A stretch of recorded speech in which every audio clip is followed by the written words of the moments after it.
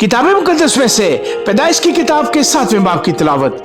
और खुदावंद ने नूह से कहा कि तू अपने पूरे खानदान के साथ कश्ती में आ, क्योंकि मैंने तुझी को अपने सामने इस जमाने में रास्तबाज देखा है। कुल पाक जानवरों में से 7-7 नर और उनकी मादा, और उनमें से जो पाक नहीं है 2-2 नर और उनकी मादा अपने साथ ले लेना।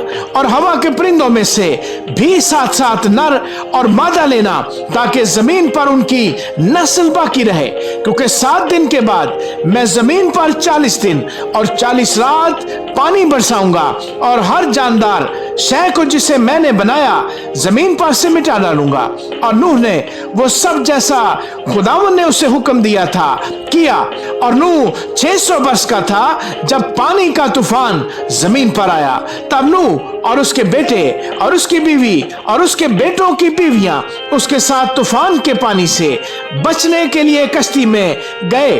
और पाक जानवरों में से और उन जानवरों में से जो पाक नहीं, और परिंदों में से और जमीन पर के हर रेंगने वाले जानदार में से 2-2 नर और मादा कश्ती में नूह के पास गए, जैसा खुदा ने नूह को हुक्म दिया था। और 7 दिन के बाद ऐसा हुआ कि तूफान का पानी जमीन पर आ गया। नूह की उम्र का 600वां साल था कि उसके दूसरे महीने की ठीक 17वीं तारीख को बड़े समंदर के सब सोते फूट निकले और आसमान की खिड़कियां खुल गईं, और 40 दिन और 40 रात जमीन पर बारिश होती रही। उसी रोज नूह और नूह के बेटे सिम और हाम और याफ्त और नूह की बीवी और उसके बेटों की 3 बीवियां और हर किस्म का जानवर और हर किस्म का चुपाया और हर किस्म का जमीन पर का रेंगने वाला जानदार और हर किस्म का परिंदा और हर किस्म की चिड़िया, ये सब कश्ती में दाखिल हुए। और जो जिंदगी का दम रखते हैं उनमें से 2-2 कश्ती में नूह के पास आए। और जो अंदर आए वो जैसा खुदा ने उसे हुक्म दिया था, सब जानवरों के नर और मादा थे।